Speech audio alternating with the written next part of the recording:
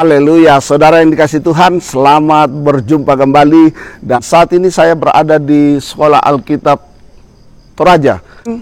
Pagi hari ini saya akan berbicara tentang bagaimana kita bisa mengerti bahwa pencobaan yang kita alami itu adalah pencobaan yang diketahui oleh Tuhan. Sebelumnya mari kita berdoa.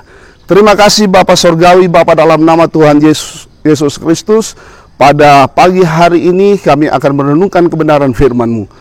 Setiap mereka yang menyaksikan program ini Tuhan, hamba-Mu yakin dan percaya firman Tuhan adalah jawaban dari setiap persoalan kami, dan firman Tuhan akan memerdekakan kami, firman Tuhan akan memberikan kami jalan keluar. Di dalam nama Tuhan Yesus Kristus kami berdoa, haleluya, amin. Saya ingin saudara kita memperhatikan dalam Yakobus pasal 1, di sana dikatakan, saudara-saudaraku, anggaplah sebagai suatu kebahagiaan apabila kamu jatuh ke dalam berbagai-bagai pencobaan. Nah, yang pertama ini saudara, anggaplah sebagai suatu kebahagiaan. Kalau kita renungkan, tidak ada orang yang mau masuk dalam pencobaan. Tidak ada orang yang mau masuk dalam intimidasi. Tidak ada orang yang mau masuk dalam lingkungan yang tidak menguntungkan. Tidak ada orang yang mau masuk dalam lingkungan yang tidak memihak dia. Tapi saudara dikasih Tuhan, setelah kita pelajari ayat ini, bahwa ternyata pencobaan itu datangnya bukan dari Allah. Sebab saudara, ayat ini berkata, tetapi tiap-tiap orang dicobai oleh keinginannya sendiri, karena ia diseret dan dipikat olehnya. Saya ingin kita mengerti bahwa perjalanan kita di tahun 2023 ini tentu banyak keinginan, tentu banyak hal yang ingin kita capai, tentu banyak program yang harus kita lewati, kita harus berhasil dan seterusnya. Baik dalam pekerjaan, dalam usaha, banyak rancangan yang kita akan buat. Kadang-kadang keinginan itulah yang membuat kita terseret. Kadang-kadang keinginan itulah yang membuat kita ada dalam masalah. Ada hal yang menarik yang saya ingin bagikan pagi hari ini. Dikatakan apabila mereka kekurangan hikmat, minta kepada Allah, maka Allah memberikannya. Nah saudara, setelah saya mempelajari bahwa yang dimaksud dalam Yakobus tentang hikmat di sini adalah kemampuan kita untuk melihat ada Allah di balik setiap masalah. Kemampuan kita untuk melihat ada Allah di setiap pencobaan kita. Kemampuan untuk melihat bahwa ada Tuhan menyertai kita sampai pada kesudahan alam, kata firman Allah. Kadang-kadang kita berkata apabila kita sudah masuk dalam pencobaan, kadang-kadang kita berkata, di mana Tuhan? Kadang-kadang kalau waktu orang itu sudah ada dalam tekanan, dia berteriak, di mana Tuhan? Alkitab berkata, jika engkau kekurangan hikmat, minta. Nah saudara yang dikasih Tuhan, kemampuan kita melihat ada Allah di balik masalah. Nah kalau kita lihat perjalanan bangsa Israel dengan tiang awan dan tiang api, Alkitab berkata di situ bahwa dalam tiang awan, dalam tiang api, di situ ada Tuhan.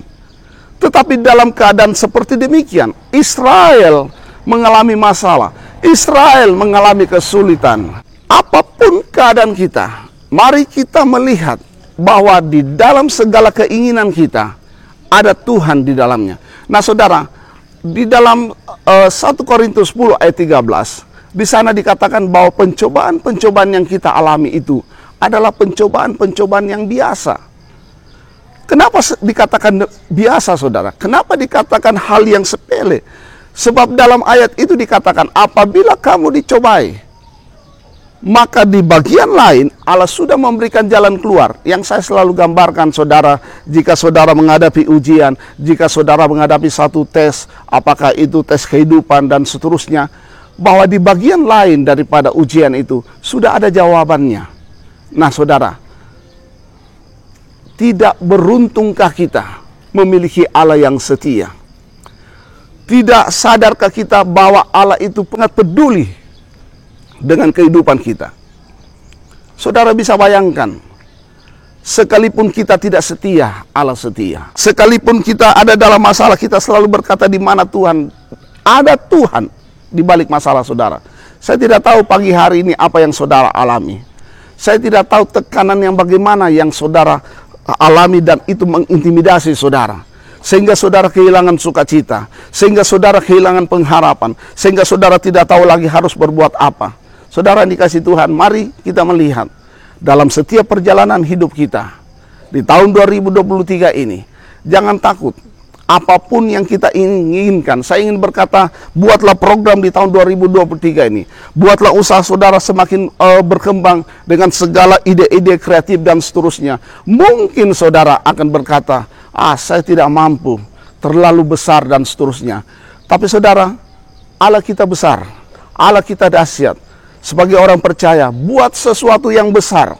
Dan kemudian saudara, waktu kita mengalami satu tantangan, waktu kita mengalami satu tekanan untuk mewujudkan program tersebut, saya ingin berkata satu hal. Minta hikmat kepada Tuhan. Minta sesuatu dari Tuhan yang memampukan saudara melihat bahwa setiap rencanamu, setiap programmu di hari yang baru ini, dalam tahun 2023 ini akan diberkati Tuhan. Sekali lagi, orang-orang yang gagal, orang-orang yang putus asa, orang-orang yang tidak mencapai apa yang dia sudah programkan adalah orang-orang yang kuat tetapi tidak mampu melihat bahwa ada kekuatan besar yang siap menolong dia. Sekali lagi saudara, biar mata saudara terbuka untuk melihat ada Tuhan di setiap masalah saudara.